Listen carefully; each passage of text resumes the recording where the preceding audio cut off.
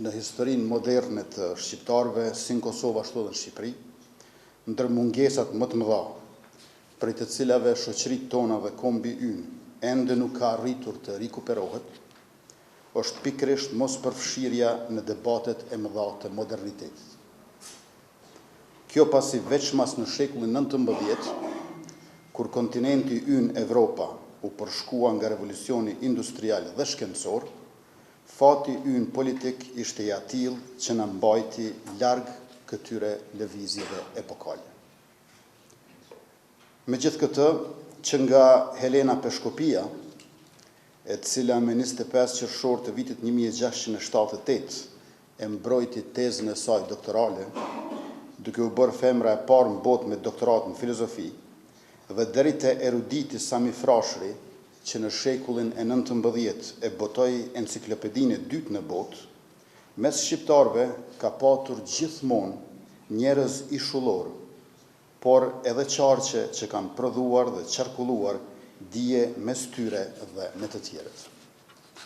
Kjo mund të kuptohet kur të shihni që Biblioteka Kombëtare e Kosovës dhe biblioteka të tjera publike dhe private nëpër Kosovë janë të mbushura me koleksione arkivore, dorëshkrimesh dhe veprash të ndryshme që nga mesjeta e këtej, të vjelura gjithandej vendit tonë. Ato janë shkruar nga autorë që shpesh herë ndër shekuj kanë ngelur anonim mes nesh. Mesihi nga Prishtina, poeti i shquar që dikur shoqëroi Michelangelo në Stamboll, na ka lënë edhe një vepër të kulluar poetike, ashtu sikurse Pjetër Bogdani me letrat, relacionet dhe veprat e tij, na ka lënë një çet zërash profetik për kohën dhe gjendjen shqiptare në shekullin 17. Lista e tyre është e gjatë dhe shumësia e veprave të shkruara nga ta e panumërt, ashtu sikurse edhe vëllimi i tyre i pallogaritshëm për kohën e kufizuar të këtij fjalimi tim të shkurtër me këtë rast.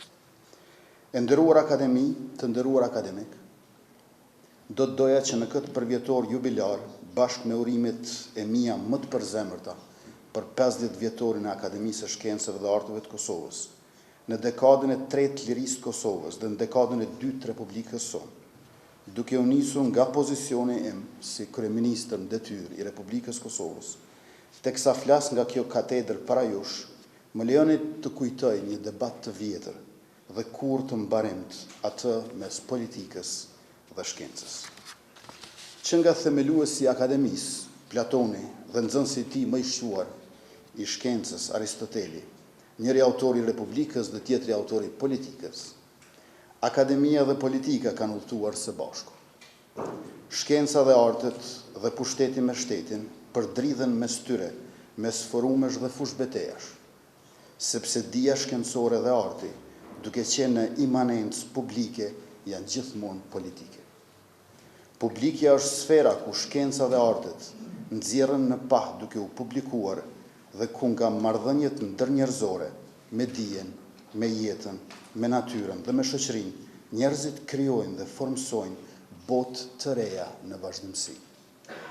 Duke qenë kushtëzuar në jetë me të tjerët si vetja, njeriu është qenie politike, një qenie e cila me habinë e tij ndaj botës dhe me angazhimin e tij për të njohur veten dhe gjithçka rrotulll tij, kthehet në kushtin e vet realitetit.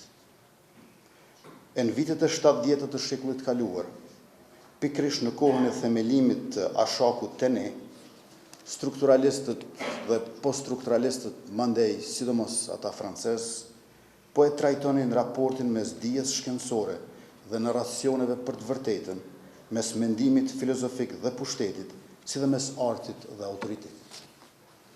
Andaj edhe sot mbeten aq aktuale 3 pyetje themeltare të filozofit idealist gjerman Immanuel Kantit.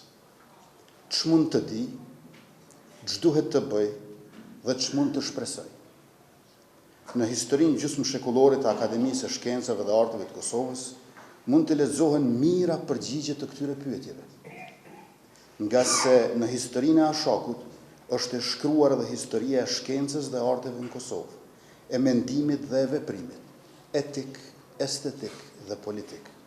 Kur popujt bien në krizë, ata e kanë syrin dhe veshin ka akademit e tyre. Prej 5 dekadash, akademikët e Kosovës kanë punuar në rrethana jashtëzakonisht të vështira kohë pas kohe, por synimi ishte të mbrohet gjuha, të mbrohet kultura, e mbi të gjitha të mbrohet interesi kombëtar. Ata kanë kontribuar në formim politik, arsimor e kulturor, dhe e kanë lidhur shtetin ton me qendrat botërore të dijes. Kanë artikuluar idetë të cilat i dhanë kuptim rrugës son për një shoqëri të vlerave dhe për një shtet modern e të integruar në institucionet euroatlantike. Në çdo fazë të historisë son, akademia ka qenë një nga institucionet që nuk është dorëzuar. Studimet, arkivat, botimet, krijimtaria letrare artistike kanë mbajtur gjallë edhe ëndrrën tonë për liri dhe shtet. Prandaj në këtë përvjetor jubilar kujtojmë me mirënjohje të gjithë ata që dhanë mund e djers e shumë prej tyre edhe jetën në mënyrë që të ecim përpara si shtet i lirë. Kujtoj me mirënjohje kryetarin e parë të Akademisë së Shkencave dhe Arteve të Kosovës, Esad Mekulin, një personalitet që la gjurmë të pashlyeshme. Me vizionin e tij krijues dhe guximin qytetar, Esad Mekuli e ngriti akademinë në institucionin ku fjala dhe mendimi i lirë u bën themel i identitetit ton kulturor. Në historinë ton kombëtare, fjala akademi bart një peshë të veçantë, por edhe të hershme. Ky institucion i hershëm është simbol i përpjekjes son shekullore për dije dhe kulturë, për ta ngritur mendimin e lirë dhe për ta ruajtur atë në kohët edhe më të vështira. Në linjë me këto përpjekje qëndron edhe vepra e akademikut Gazmen Zajmi, i cili për te angazhimit të tij si kryetar dhe nënkryetari i akademisë dha një kontribut të pazëvendësueshëm në ngritjen e themeleve juridike të shtetit tonë. Si hartues i kushtetutës së Kaçanikut, por edhe i deklaratës kushtetuese të 2 korrikut 1990, akademik Zajmi ndërtoi themelet juridike të shtetit tonë së bashku me shumë kontribues të tjerë. Figura e tij është lidhja e drejtë për drejtë ndërmjet mendimit akademik dhe projektit të shtetit të Kosovës. Me profile të tilla, akademia jon shërbeu si vendi ku u projektua e ardhmja jon si popull, i mobilizuar fuqishëm në kauzën për të drejta, në kauzën për dinjitet, në luftën tonë për liri, pavarësi dhe shtet. Jo rastësisht pjesa e kësaj akademie ka qenë edhe presidenti historik Dr. Ibrahim Rugova, i zgjedhur antar korrespondent në vitin 1996. Puna në këtë akademi përbën të ndër themelet më të forta të angazhimit të tij politik e kombëtar, si akt themeltar i Republikës sonë. Presidenti Rugova i dha politikës sonë thellësinë e mendimit të kultivuar si dhe vizion të qartë.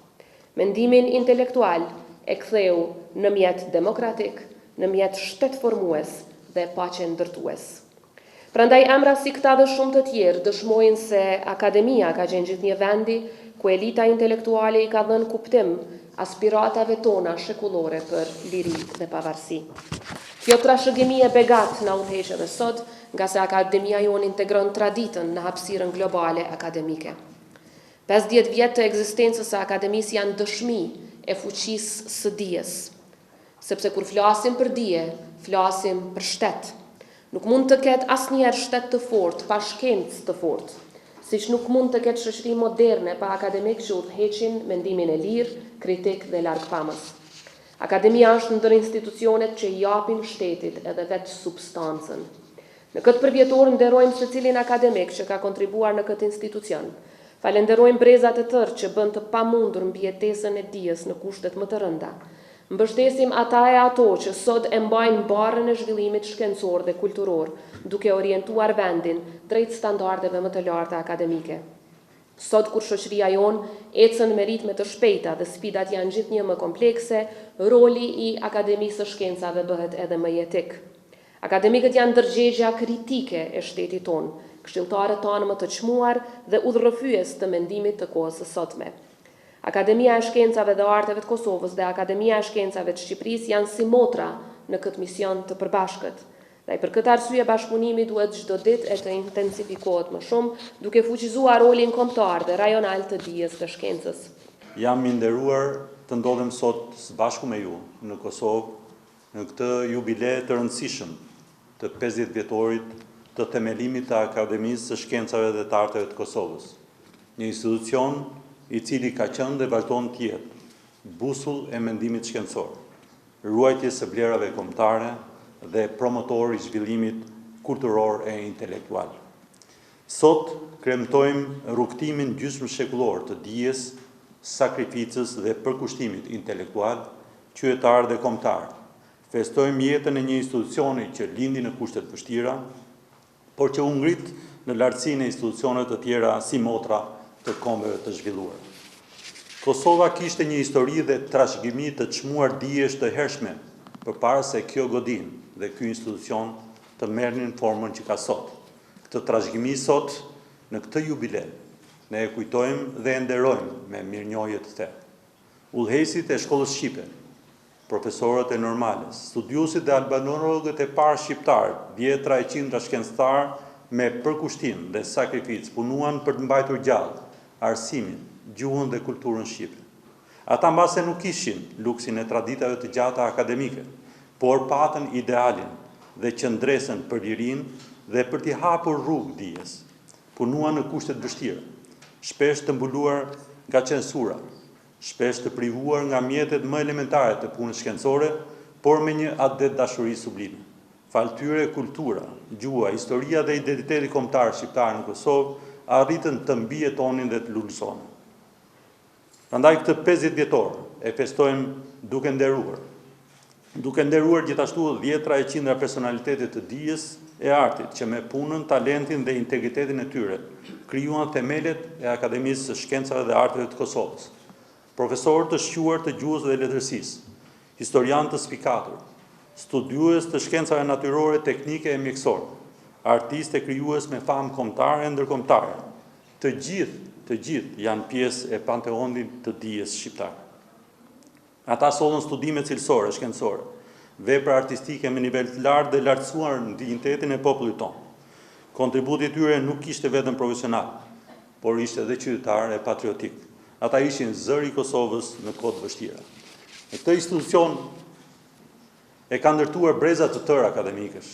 Të gjithë meritojnë të përmenden me nderim dhe respekt veçantë. Një detyrim i veçantë moral është ai për akademikët të cilët nuk janë më mes nesh, por që me veprën e tyre do të mbeten gjallë në kujtesën tonë. Esat Mikuli, kryetari i parë i Akademisë, Idris Ajeti, Besim Bokshi, Mark Krasniqi, Ali Hadri, Musa Haxhiu, Enver Gjergjeku, Edi Shukriu, Muslim Mulliqi, Recep Ferri dhe Ali Podrinja. Në kohët më të vështira, Akademia dhe intelektualet e Kosovës patën edhe një rol adetar e patriotik. Ata mbrojtën gjuhën, historinë, identitetin shqiptar kur ato ishin të kërcënuara. Patriotizmi i tyre u shpreh jo vetëm me fjalë të mëdha, por me punë të palodhur shkencore, krijimtari të guximshme dhe këmbgulje për të thënë të vërtetën. Kur shohim pas se kuptojmë se historia e shqiptarëve të Kosovës nuk është historia e një populli me institucione të lira, është historia e pengesave të qëllimshme, e kufizimeve politike dhe sociale nga një sistem i egër, represive, kriminal, që synonte të ndalte çdo afirmim kulturor, shkencor dhe dinjitar kombëtar shqiptar. Sa më i fortë presioni, aq më e madhe ishte përgjigjja e elitës intelektuale të Kosovës.